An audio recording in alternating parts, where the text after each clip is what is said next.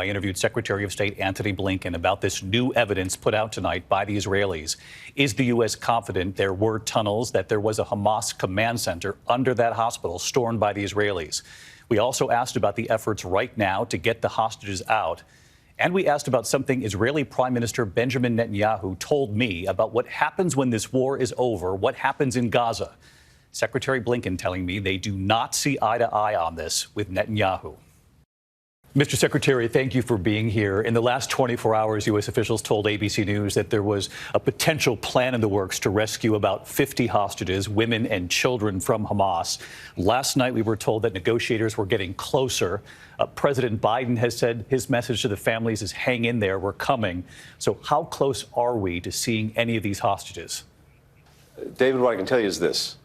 We've been working intensely on this from day one to try to bring hostages home, bring Americans home, Israelis home, the other nationalities who are being held by Hamas.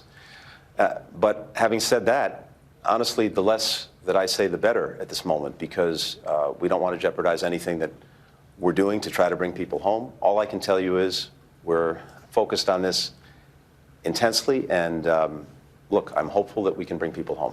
I know you're aware of what we have reported tonight. Israeli authorities now saying the body of a 65-year-old hostage was actually found near Al-Shifa Hospital. Do you have any intelligence, should the world be prepared, that we could learn of more hostages who have not survived this ordeal? I don't have the information to confirm what you reported, but look, what we've seen from day one is Hamas endangering everyone. Endangering the civilians of Gaza by embedding itself with them in hospitals, in apartment buildings, in schools, in mosques, and of course, endangering the hostages that it's taken by keeping them close to harm's way. So, horrifically, that could certainly be one of the results. Let me ask you in particular about Al-Shifa Hospital. U.S. officials said they saw intelligence that actually backed up what the Israelis were claiming, that there were tunnels under Al-Shifa Hospital. I know the Israelis are showing newer images tonight. Are you confident that there are tunnels, that there is a command center under that hospital, of course, filled with patients, with babies, when it was stormed? Yes, and what we know, and based on information we have, as well as information that the Israelis have, is that this has been the practice of Hamas, to use these civilian infrastructure, to use hospitals, to use schools, to use mosques, to use apartment buildings, to embed their own fighters, and to have command posts there, to have commanders there, to have weapons there. Already, what we've seen from the operation at Al-Shifa Hospital are a huge number of weapons that were recovered, and you have assault rifles found next to MRI machines. So this is one of the monstrous practices that Hamas engages in. And it's, as you know, endangered so many civilians in Gaza. Mr. Secretary, as you know, Israeli Prime Minister Benjamin Netanyahu told me that after this war with Hamas, quote, I think Israel will have for an indefinite period the overall security responsibility for Gaza, that Israel will be in Gaza. Does the U.S. support this? We don't.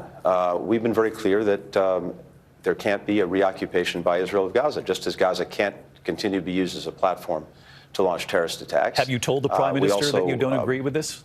Yes, we have. We've been clear about that. Now, there may have to be a transitional period where their security is provided for Gaza. That's something that we have to look at. But when it comes to the future of Gaza, in our judgment, it has to be under Palestinian governance, and there has to be security provided as well. It's imperative in our judgment, if there's going to be lasting peace and security for Israelis and Palestinians alike, that we actually move forward on ensuring that the Palestinians have political rights, that they have the ability to govern themselves, to make decisions for their own future in their own state.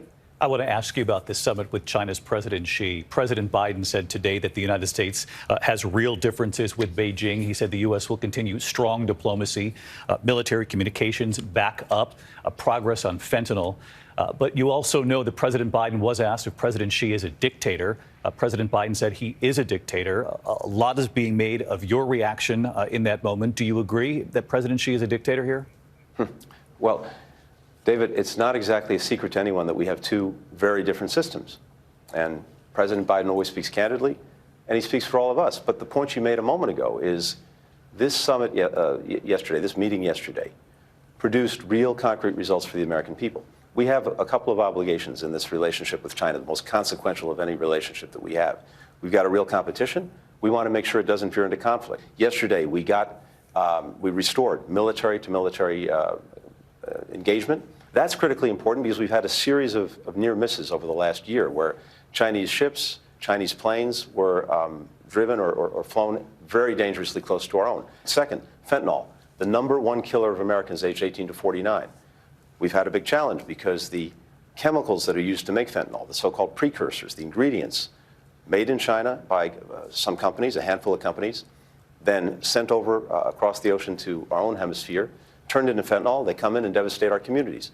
The agreement we reached with China yesterday, the president reached, has China now cooperating, working with us, working with other countries to crack down on this. And they've already taken action.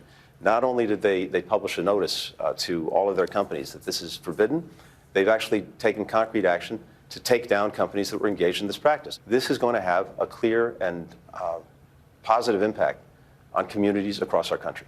Mr. Secretary, thank you for your time. Good to be with you. Thanks, David. Secretary of State Blinken with us just before we came on the air tonight.